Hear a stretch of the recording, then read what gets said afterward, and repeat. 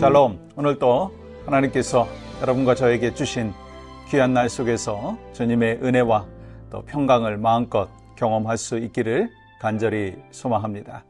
먼저 찬양으로 영광 올려드리고 말씀 나누겠습니다. 찬송가 585장 내 주는 강한 성이요, 함께 찬양합니다.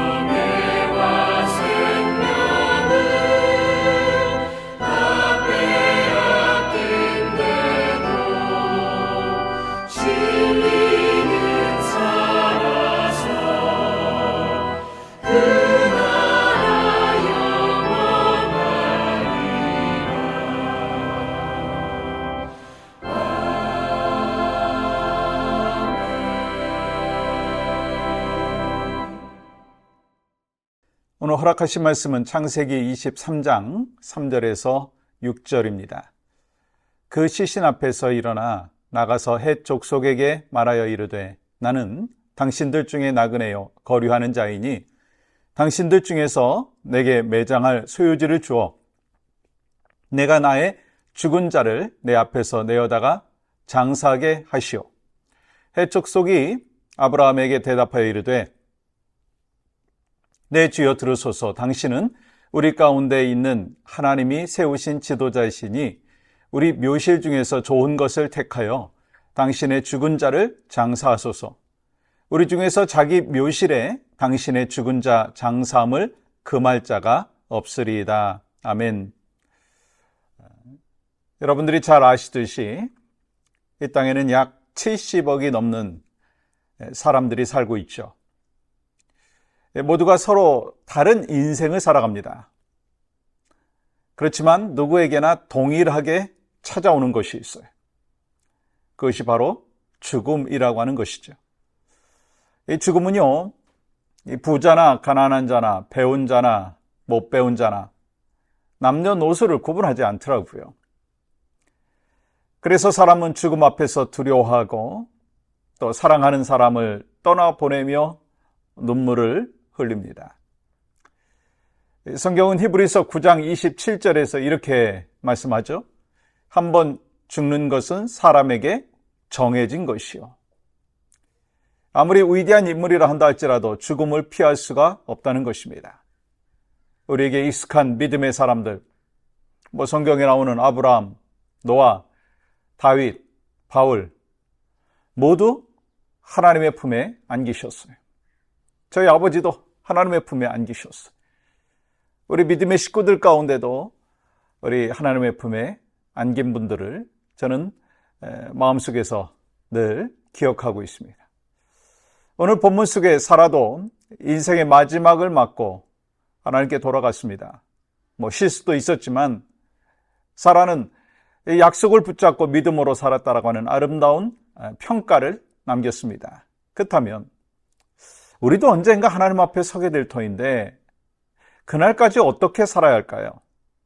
오늘 본문은 우리에게 이렇게 말합니다. 그날까지 약속의 말씀을 붙잡으라. 주님 만나는 그날까지 약속의 말씀을 붙잡으라. 이 사라가 죽자 아브라함은 깊이 슬퍼하며 장례를 준비하죠. 근데 문제가 하나 있었어요. 하나님께서 가나안 땅 전체를 주시겠다고 약속하셨지만 이 아브라함이 실제로 가지고 있는 땅은 한 평도 없었다는 거예요. 그래서 아브라함은 아내를 장사할 땅을 구해야 했습니다. 그런데 창세기 23장은 이 장례를 준비하는 과정을 아주 놀랄 만큼 자세히 기록하고 있어요. 여러분, 이거는요, 단순한 장례의 기록이 아니라 이 하나님의 약속을 믿는 믿음이 실제 행동으로 드러나는 장면이기 때문이라고 하는 것입니다.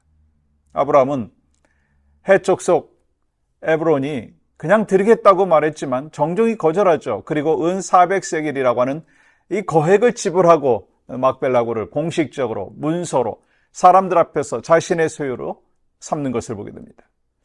왜 하나님께서는 또 이런 과정을 지나가게 하셨을까? 왜 아브라함은 굳이 비용을 지불하려 했을까?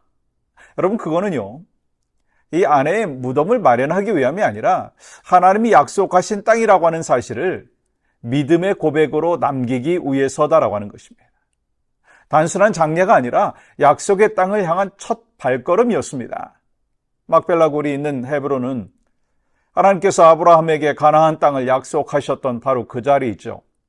이 창세기 13장에서 하나님은 보이는 땅을 내 자손에게 주겠다라고 말씀하셨고 아브라함은 그곳에서 제단을 쌓고 하나님을 예배했어요.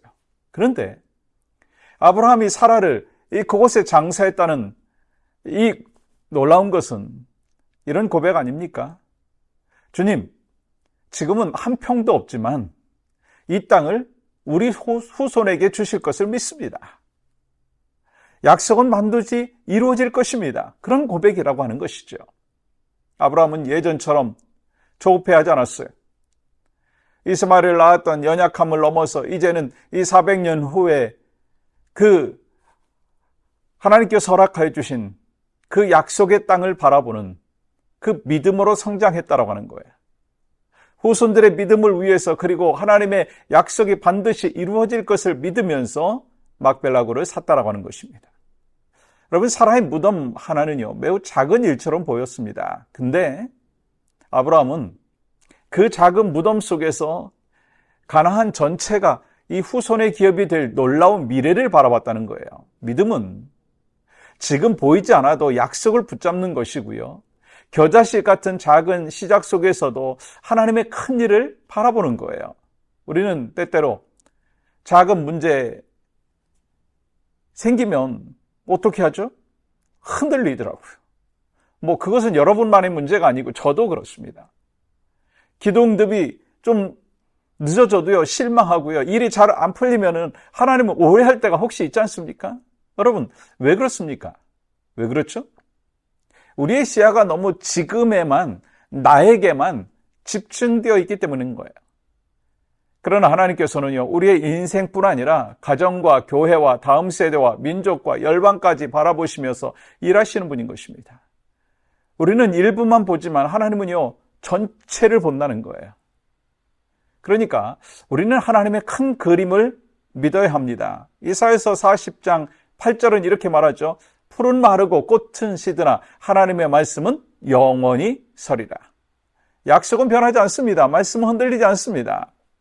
아브라함의 삶은 사람들에게 인정을 받았어요. 해족속은 그에게 이렇게 말합니다. 당신은 우리 가운데 있는 하나님이 세우신 지도자입니다.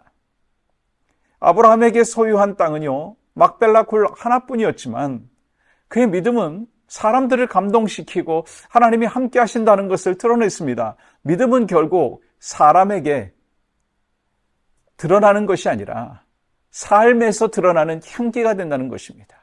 물론 사람에게도 드러나기도 하죠.